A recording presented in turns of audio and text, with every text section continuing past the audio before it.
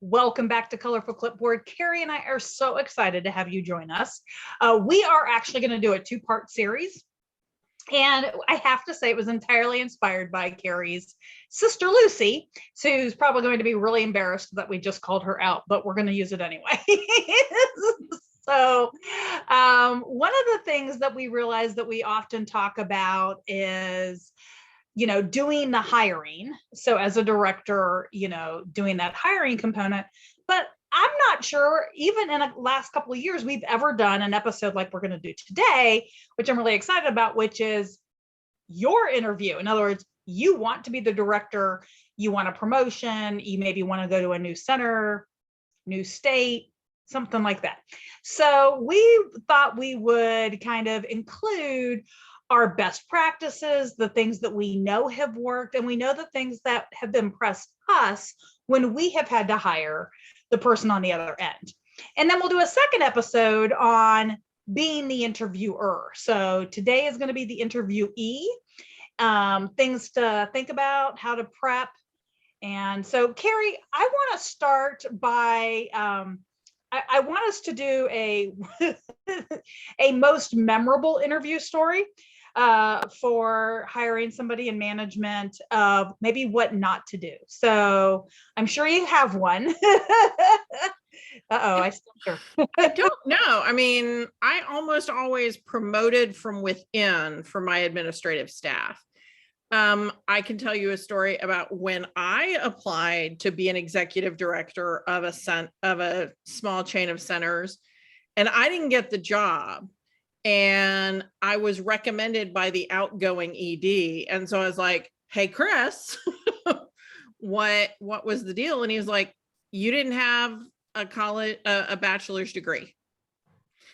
And I was like, really? That was the whole hang up, was a piece of paper that I'm, 12 hours short from earning. And he was like, yeah, that was the defining difference between you and the person who got the job, is that you didn't have a bachelor's degree and they did. I'm like, but I've already run a chain of schools this size. I've worked with you guys. We've done training together. Like, why, and he's like, you didn't have magic paper. And so I was like, okay, I'll go get magic paper in case I ever want to apply for another executive director position. That's the only reason I have a bachelor's degree, is because it's the only job I ever applied for that I did not get. So, I mean, that's all I can think of in this area of, and I have not interviewed for a lot of jobs. I have been brought on for jobs because people knew me. So I'm probably not great at being the example of what to not do or whatever in interviews, because I just haven't had very many on that side. What about for you? Well, and I was actually thinking, of those people that you've, maybe interviewed, even if they are people, how did they come that just made you go, really? Did you not think about what job you're applying for? So to me, it comes back to a lot of that first impression. So even if somebody is somebody who I know and I've worked with them before, how they come to what is going to be a professional conversation, whether you call it an interview or whatever you might call it, a review, right? So I think that sometimes people can be a little too comfortable. And we do live in a city that sometimes our managers and people in leadership have a tendency to forget that the person who's interviewing them might want to at least be able to see visually that they can portray some professionalism. And so with that, if you start thinking about first impressions, you and I spent a lot of time helping directors in the past do their homework.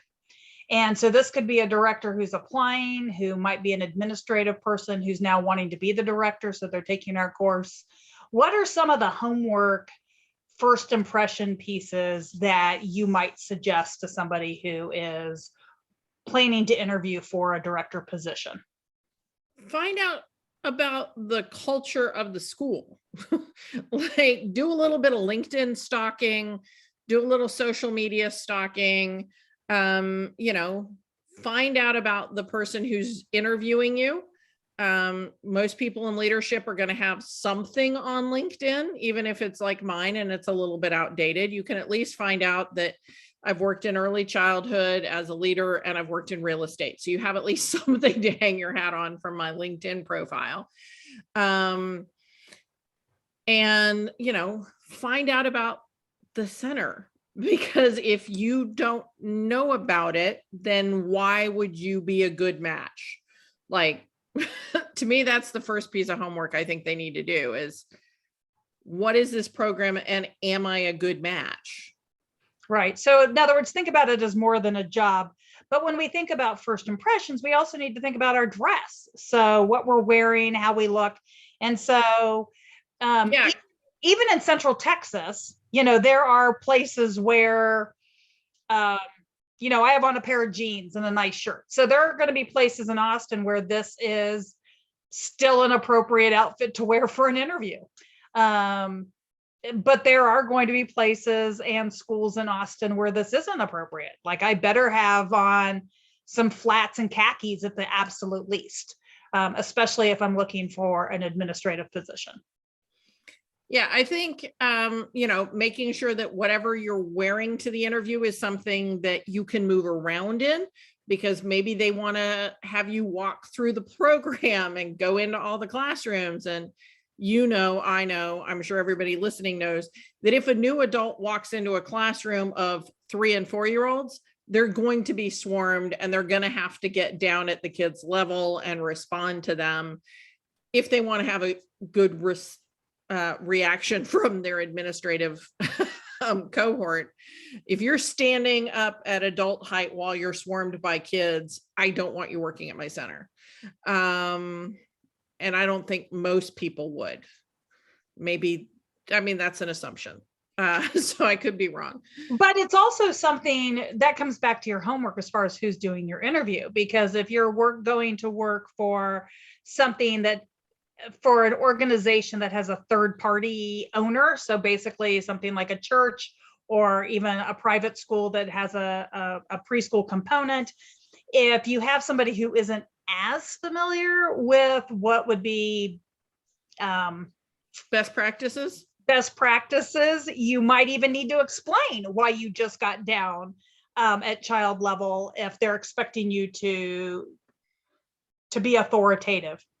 And so that's always worth knowing. But I really do feel like it's, you brought up a great point, understand the culture. So if it is a place where you can visit, even in person or informally, so in other words, driving by the school during a playground. Now it's summer, so you probably are going to drive by an elementary school at recess. Well, and you can also have a friend do a little secret shopping. So when my sister was coming into Austin to interview for a job, you and I drove by the school because I'd been there and I'd done trainings there, but it had been a while and I wanted to see what it looked like now. And so we were able to give a little bit of a heads up. This is what it looks like. You had already driven around the area and knew where 5 other centers were, so we could tell her a little bit about the competition. And so I think that's another part of the homework is, what is the competition for that center? How many other licensed and registered programs are within a half a mile to a mile? And what are they like? So if you're going in and you want to be a director or an executive director of a program, you need to know that there's a Montessori program a block and a half away, and why what their program is positioned to do is successfully marketing in contrast to that Montessori, or is not successfully marketing to that, in opposition to that Montessori program, because you have to be able to set yourself apart from the other programs in the area. Nobody's going to be a perfect match for every center. No director is going to be a perfect match for every center, but if you think that that's a center you're a good match for, you need to be able to make the case to a parent who comes in about why this center is the right one for their kid and not the Spanish language Montessori program that's a block and a half away. Absolutely. And you brought up a great point as far as doing your homework and knowing what's around. In addition to other childcare programs, you need to have an idea what the elementary schools are like.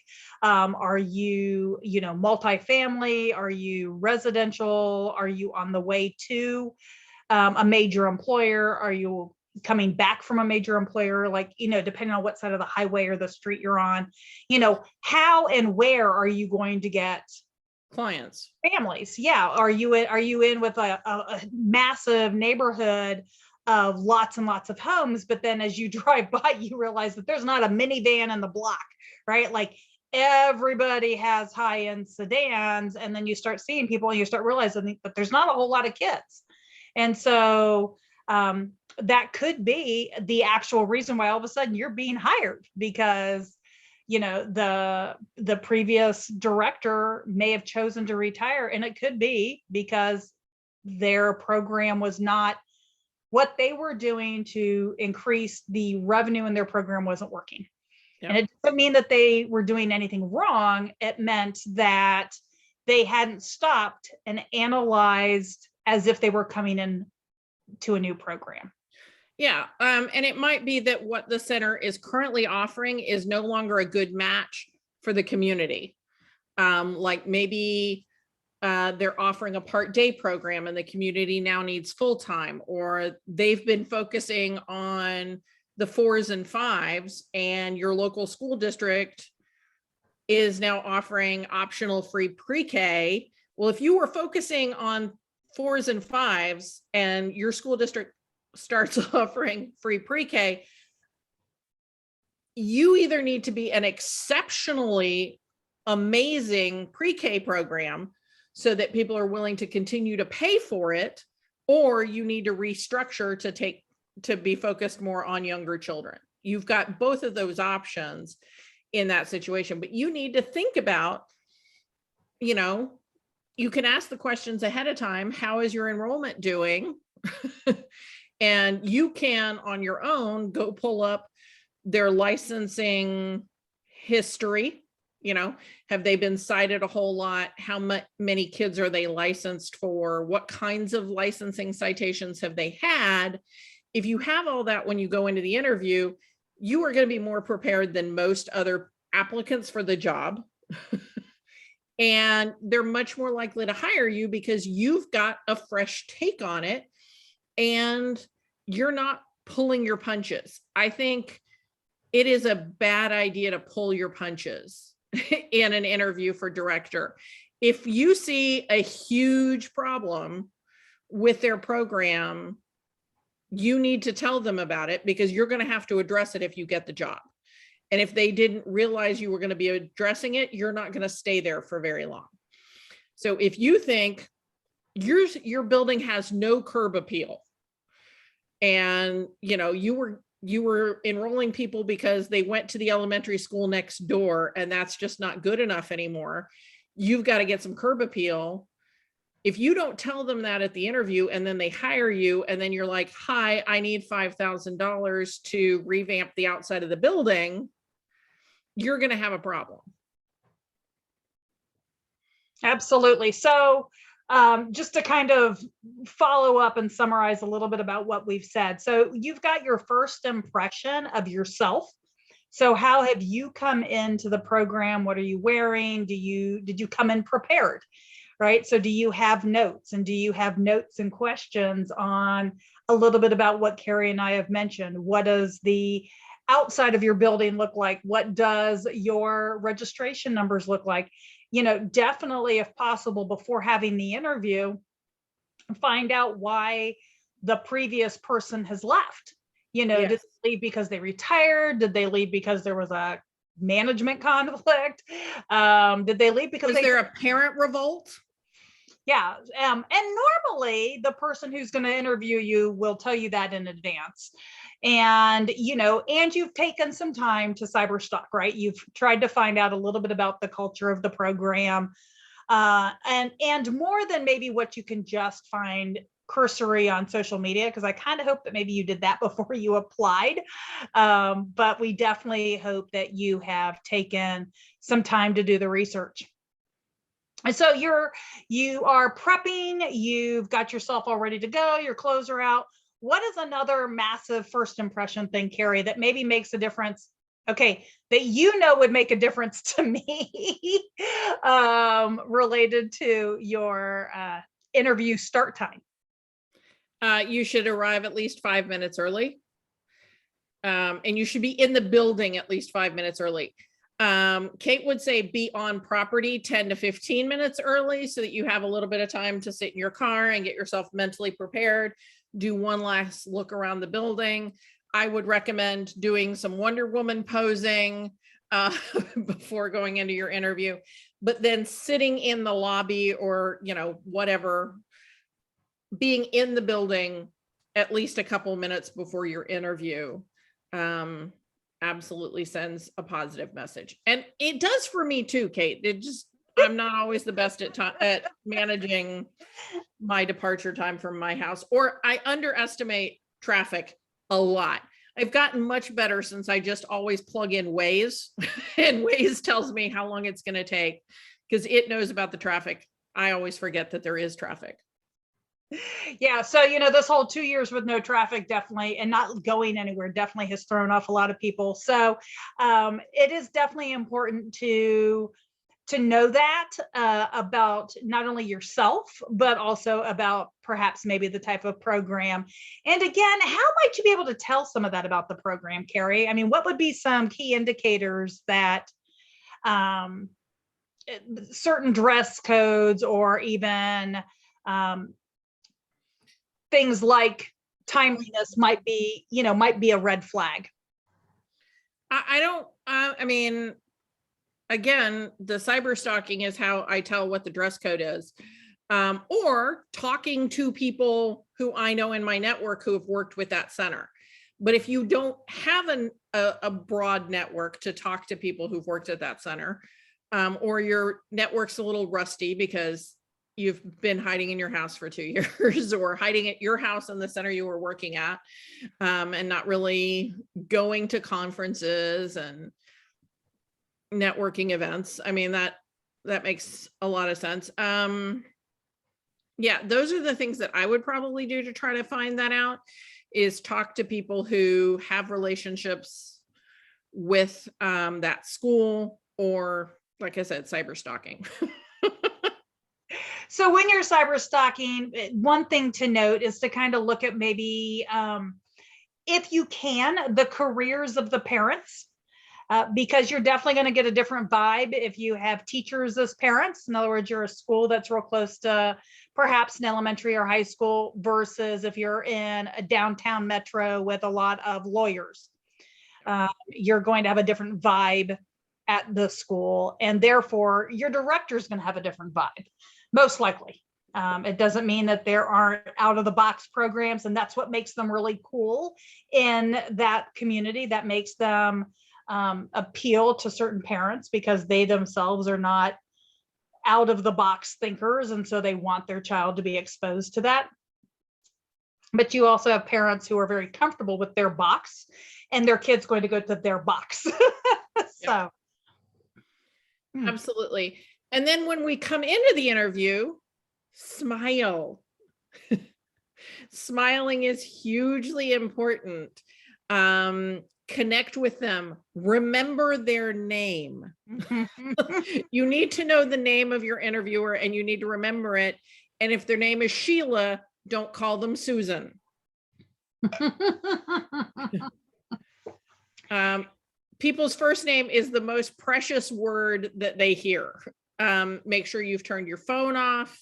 Make sure that you have, you're not going to have any distractions. If you're an old lady like me and you have hearing aids that are hooked up to your phone, make sure that you have put your phone on do not disturb, not just silent, because I have more than once since I started wearing these a couple months ago, had the phone ring in my ear. It wasn't ringing out anywhere else, just in my head. And it makes me look like a crazy person when I do this, when I do a double take and nobody else can hear what I'm hearing. So just prepare yourself to not have outside distractions. If you have a smartwatch, same thing, put it on airplane mode. And so this is all some really good things. And again, additional reasons why to show up to your interview a little early. We are getting into summer. So if you're somebody like me and you seem to always be hot, get there with enough time that you can cool down inside so that you don't look like you're red because you're stressed out about the interview.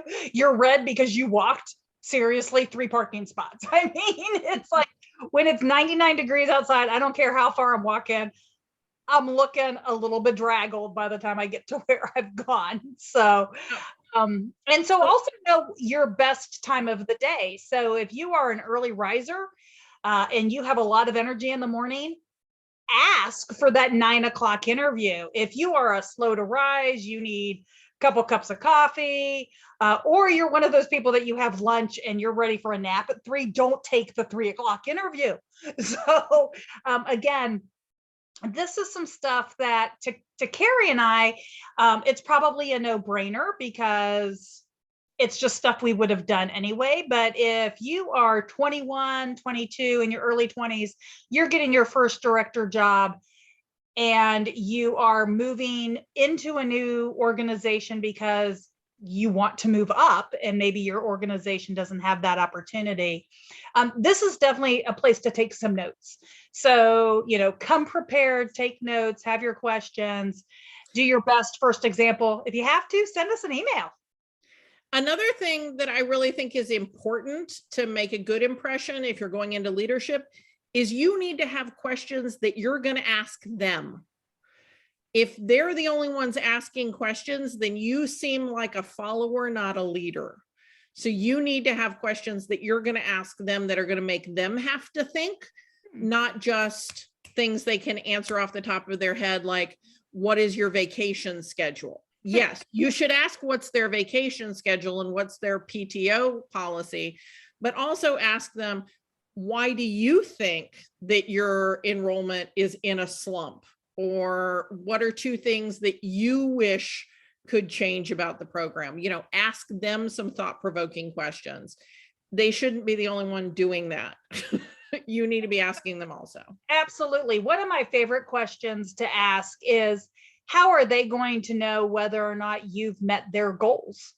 Right. Yep. So, and is this a 30, 60, 90 day, that they're setting for you? And is that realistic? So have some discussion. I think that asking about PTO is always important, but you have to decide how important. And if it looks like you're going to tell them you have this massive trip. However, if you do have a major trip scheduled in the first 6 months of when you would start that job, be respectful, bring that to the meeting. Now, you may or may not share, depending on how the discussion goes.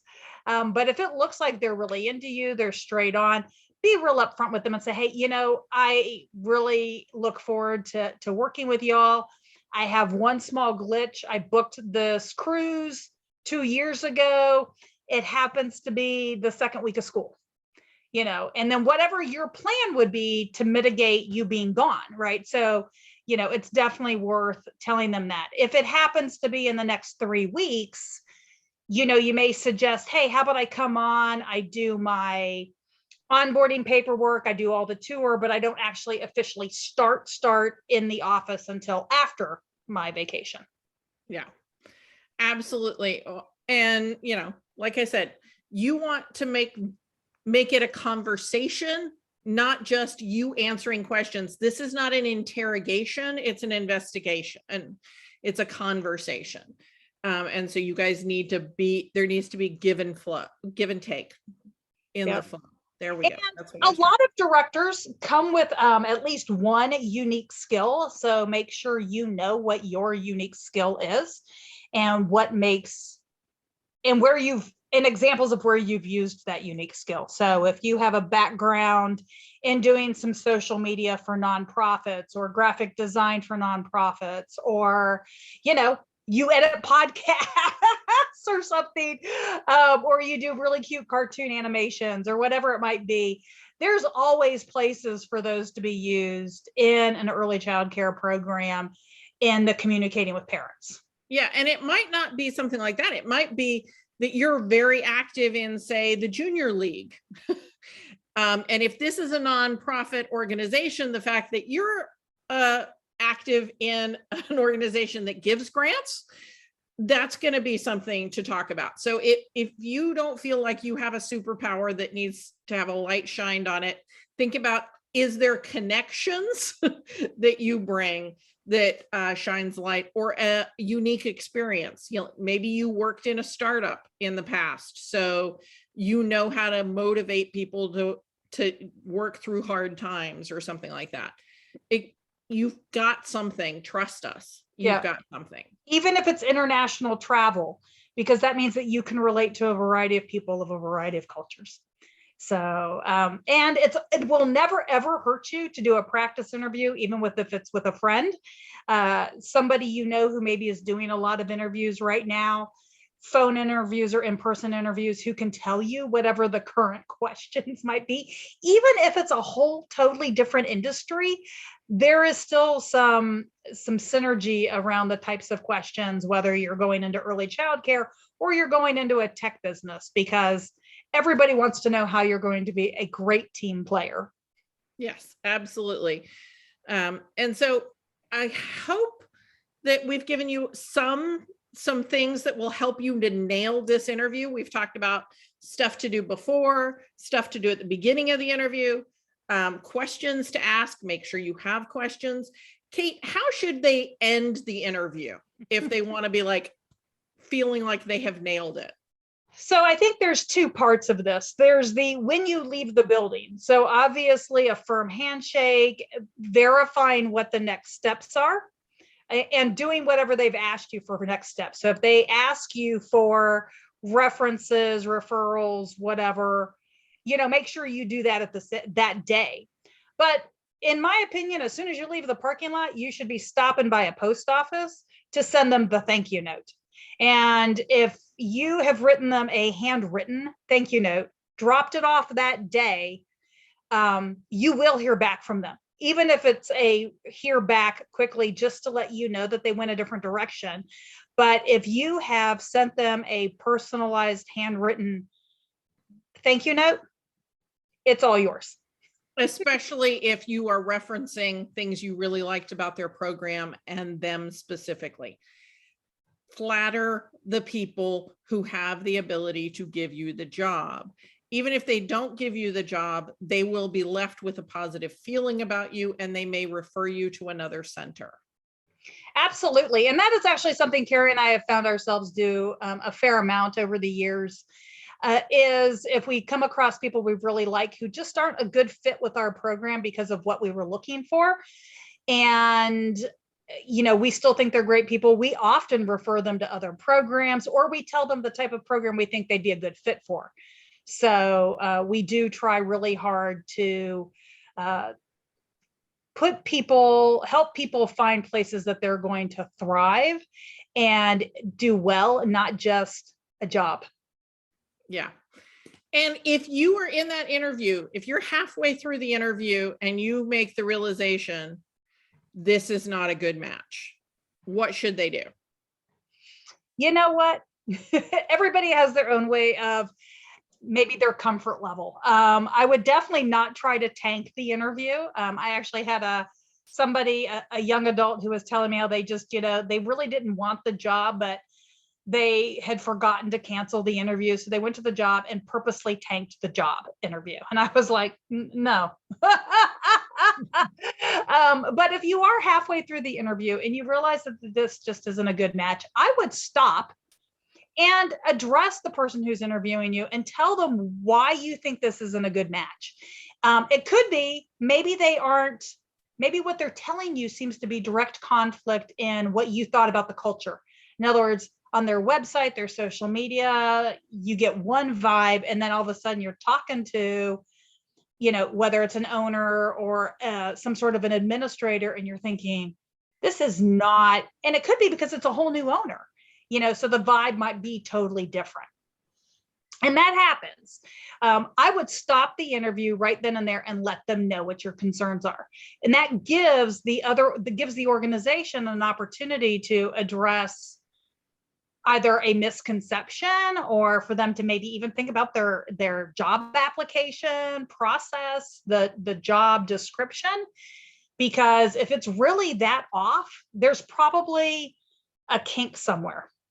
Yeah. They used a previous job description, or they used a previous want ad, and it's a new owner. And the new owner has a very different take on things. They want to be all technology, and you thought they were a program that was all play. So that would be, if the philosophical differences are really, really different, or, they market themselves, they're titled a Montessori program, but nobody there has true Montessori training. Again, this might be something that you're uncomfortable with because you feel it might have a misleading to the clients who are thinking they're coming to a Montessori program, and you realize that nobody has that certification. So again, don't tank the interview because you never know who they know. And, honesty is always the best policy, Yep. So. Honesty and clear communication. So I feel like if you took all of this from our little podcast episode, I feel like people would be much better prepared for their director interviews. If you have interview stories about things that went terribly, terribly wrong or wonderfully, either one, we would love to hear stories on both extremes, where you just kind of walked in and you were enfolded in an embrace and like, this is my soul home. Or times when you've walked into an interview and been like, no, I need to turn around and go. Maybe they didn't see me walk in the door. or maybe they just asked a question that you're like, I can't believe that happened. So I would love to hear those stories. If I could have a whole podcast where we're just telling ridiculous stories about what has happened to our directors, I would think that would be great. So please send any of those to either what? Where do they need to send that? To hello@Colorful Clipboard, or Kate or Carrie at texasdirector.org. And if worse comes to worse, just click the message on the social media and we'll find you. Yep. All right. Have a wonderful day. Stop button.